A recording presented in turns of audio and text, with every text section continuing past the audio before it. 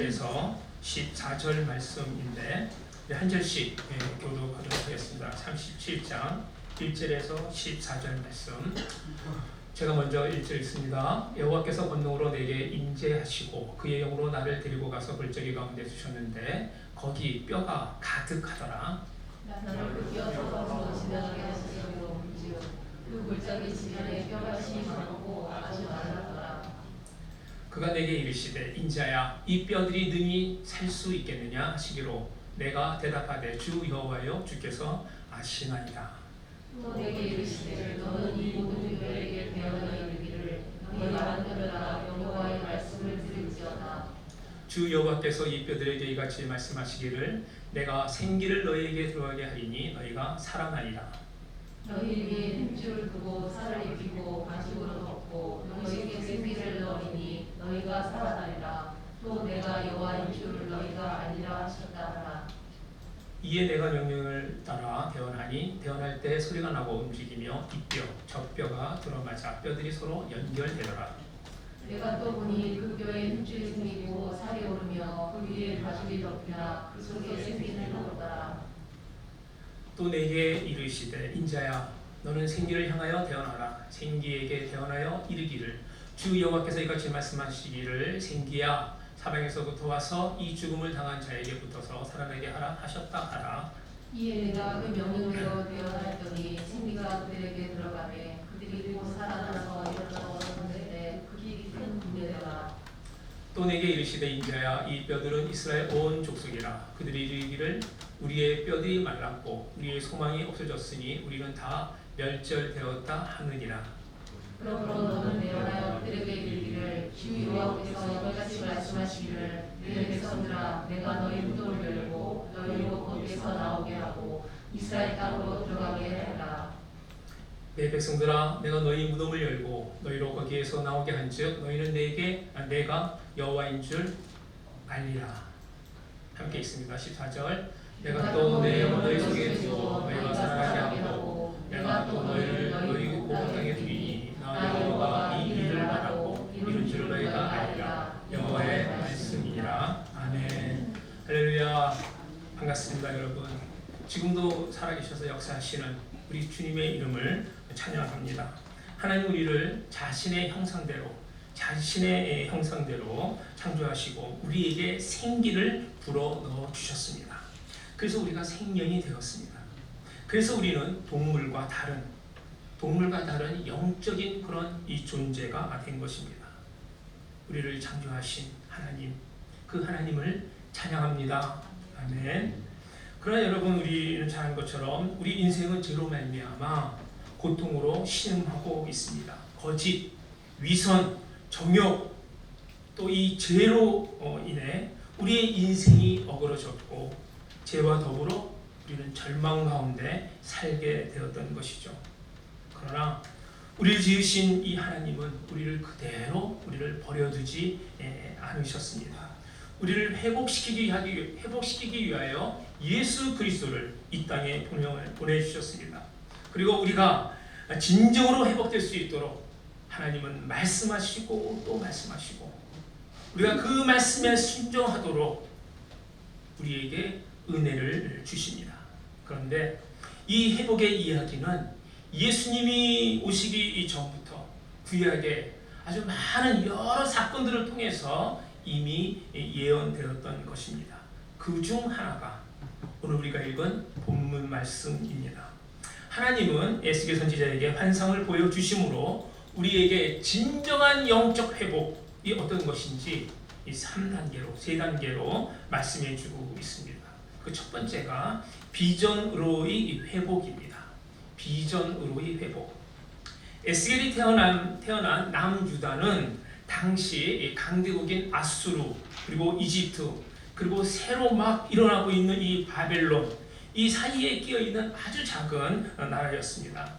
이 강대국 간에 수없이 많은 크고 작은 전쟁들이 있었고 그 사이에 낀 이 유다는 언제 이 강대국의 침략을 받게 될지 모르는 그런 아주 위급한 그런 상황이었습니다. 그런데 마침내 이 바벨론이 아수르를 멸망시키고 그리고 이 예루살렘을 멸망시켰습니다. 이스라엘 역사상 어쩌면 가장 암울하고 가장 절망적인 그런 시대였습니다. 바벨론은 유다의 수많은 왕족과 귀족과 종교 지도자들을 이 포로로 바벨론으로 끌고 갔습니다.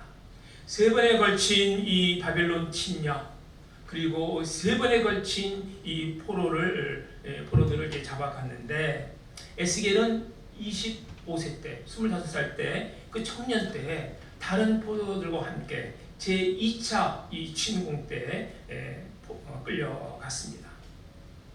에스겔은요, 제사장 가문에서 태어났어요. 어렸을 때부터 총명하고 학문에도 조예가 깊었습니다. 젊은 나이에 깊은 이 영성과 지혜로운 처신으로 사람들의 존경을 받았던 그런 사람입니다. 그러니까 장차 이 유다 나라를 이끌어갈 다음 세대 리더였던 것이죠. 아마도 아름답고 그 웅장한 예루살렘 성전에서 하나님의 백성들을 이끄는 영적 리더가 된다는 것, 어쩌면 그의 가슴이 뛰고 벅찬 어떤 그 기대로 그는 살았는지도 모르겠습니다. 그런데 그러한 꿈을 이루기도 전에 바벨론 이 제국이 이 무시무시한 이 침공으로 예루살렘이 잿더미가 되어버린 것입니다.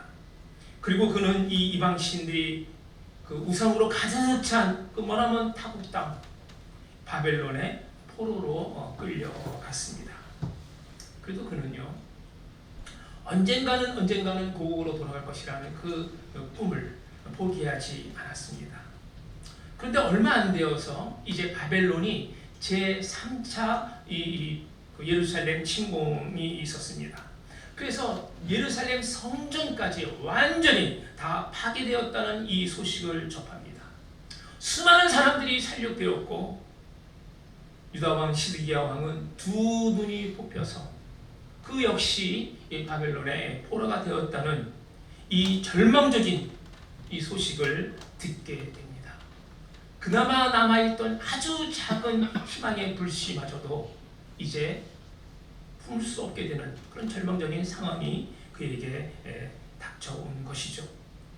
게다가 자신의 사랑하는 아내도 세상을 떠나고 맙니다. 그 전쟁 가운데 에스겔은 꿈을 완전히 잃어버렸습니다.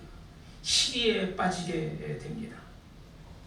20대 청년 시절 낯선 타국에 포로로 끌려온 지 어느덧 15년이 지난 이제 그 에스겔이 40세가 되었을 때, 그에게는 조국도 직장도 사랑하는 이 가족도 없었습니다. 하나님의 백성인 이스라엘들은 포로로 끌려갔고 노예와 같은 삶을 살아야만 했습니다. 이러한 상황 가운데 무슨 미래에 대한 소망이나 어떤 비전을 그가 품을 수 있겠습니까? 이스라엘은 대제국 이 바벨론의 그 위용에 기가 완전히 죽어 있었습니다. 엄청난 이 도시의 화려함과 세계 최강의 군사력, 그리고 이 거대한 신전들과 우상들을 보면서 하나님의 백성들은, 이스라엘 백성들은 완전히 압도당했을 것입니다.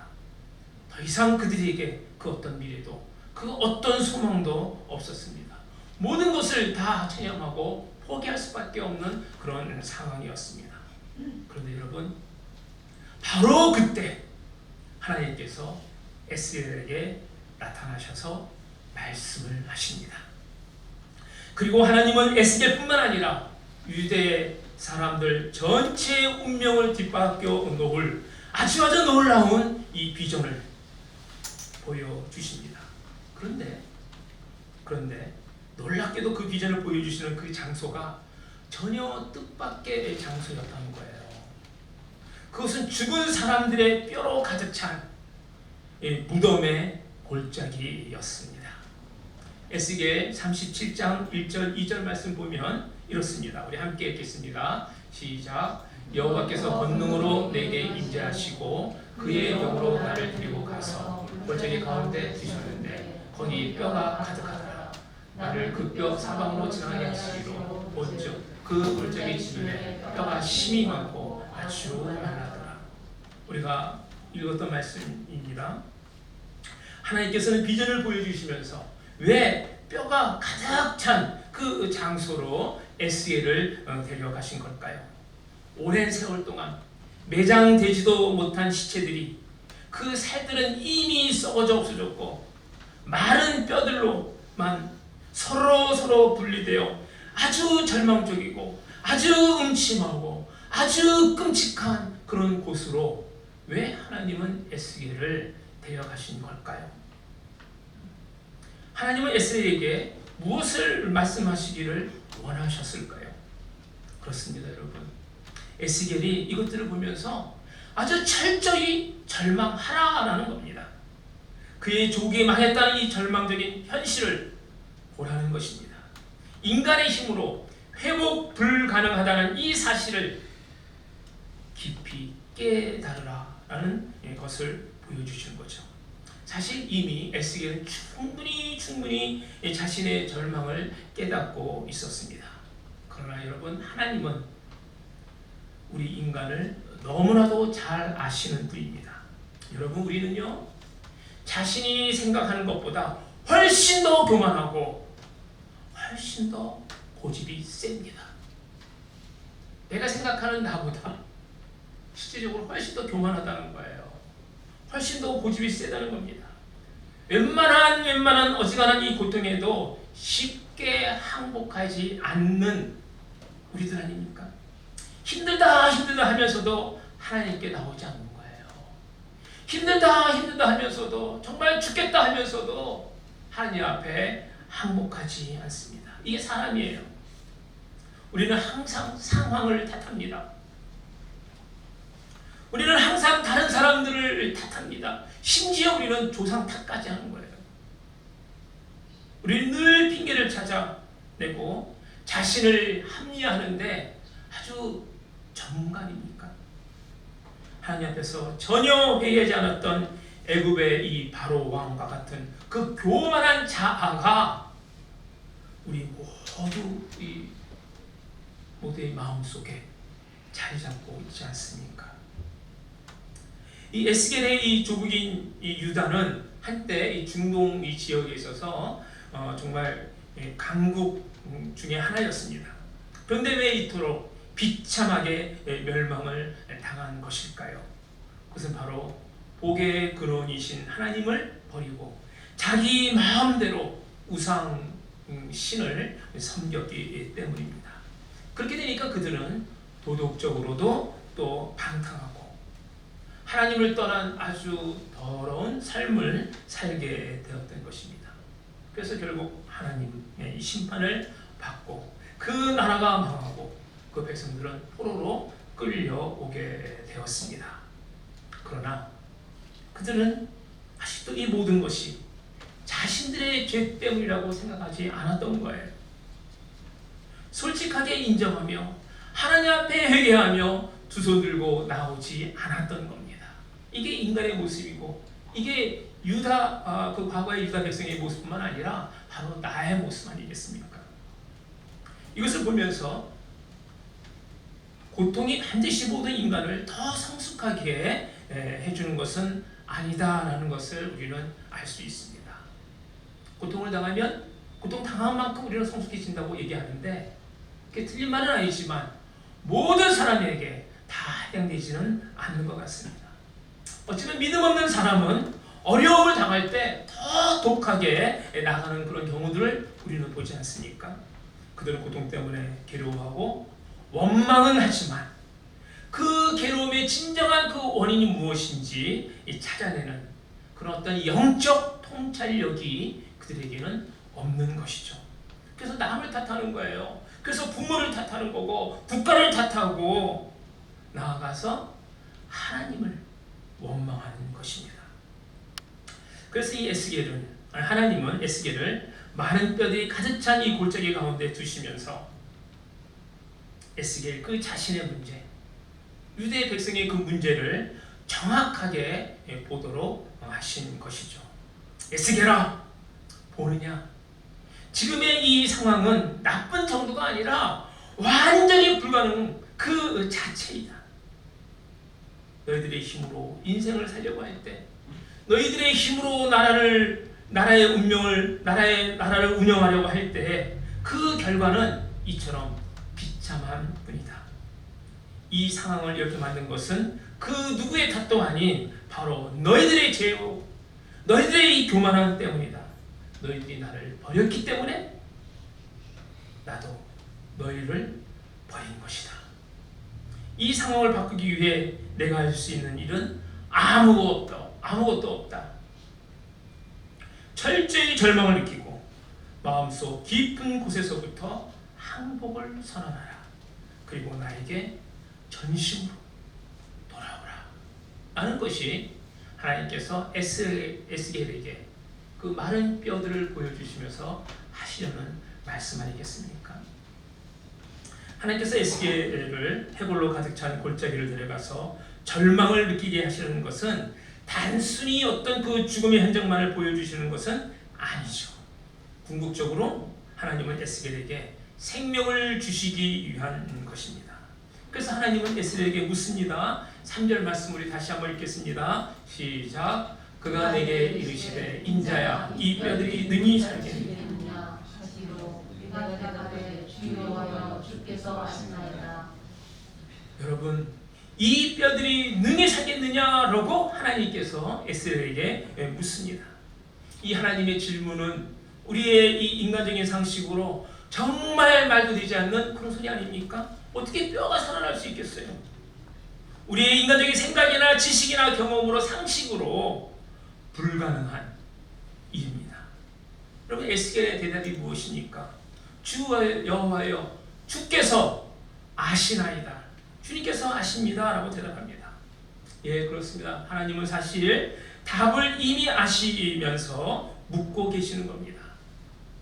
에스겔의 마음이 얼마나 겸손해졌는지, 하나님만 의지하고 있는지 다시 한번 확인하기 위하여 하나님은 에스겔에게 묻고 있는 것이죠. 이 뼈들이 능히 살 수 있겠느냐라고 물으시는 하나님의 이 마음에는 그것들을 다시 살리시겠다는 어떤 하나님의 의지가 이미 들어있는 것입니다. 여러분, 그렇습니다. 하나님의 의지가 있다면, 하나님이 원하시면 불가능은 없습니다. 아멘. 사랑하는 우리 성도 여러분, 한 개인이든 어떤 가정이든 교회이든 나라이든 현재 처한 상황이 너무너무 힘들면 무기력한 그 절망감에 빠지게 됩니다. 그래서 미래에 대한 그 어떤 소망도 가질 수 없게 됩니다. 모든 것을 포기해 버립니다. 근데 여러분, 우리가 알아야 할 것이 있어요. 바로 그때가 바로 하나님께서 역사하기 시작하는 때인 것입니다. 하나님께서 움직이기 시작하는 때입니다. 가장 절망적인 그 순간, 그래서 우리가 항복하는 그 때가 하나님의 능력이 살아서 역사하는 때인 것입니다. 이 마른 뼈들은 죽음과 절망을 상징합니다. 이 마른 뼈들은 포로 생활을 하면서 죽음 같은 절망 속에 빠져있는 에스겔과 그의 민족 이스라엘 백성들을 상징합니다. 그런데 하나님은 그런 이 사람들을 다시 회복시켜 주시고 살려주시는 그런 계획을 갖고 계신 것이죠. 하나님은 계획만 갖고 있는 것이 아니라 그 절망적인 이 상황을 완전히 바꿔버리는 엄청난, 감히 우리가 상상할 수 없는 그런 능력을 하나님은 갖고 계십니다. 하나님께서 마른 뼈들을 에스겔에게 보여주시면서 질문하시는 의미인 것이죠. 사랑하는 성도 여러분, 혹시 우리도 절망적인 그런 상황에 꼭 있습니까? 내 상황이 너무너무 절망적입니다. 어떻게 할 수가 없습니다. 앞이 보이지 않습니다. 천길 낭떠러지 끝에 서 있습니다. 혹시 이런 분이 계십니까? 하나님께서 우리에게 묻습니다. 이 뼈들이 능히 살겠느냐? 아무리 지금같이 힘든 상황일지라 하더라도 하나님은 우리를 살려낼 계획을 갖고 계십니다. 오늘 우리가 처한 상황이 아무리 절망적이어도 우리가 겸손히 하나님만 의지하고 하나님만을 바라보며 하나님 앞에 나아갈 때 하나님은 그 절망적 상황을 바꾸어 주십니다. 그리고 새로운 비전을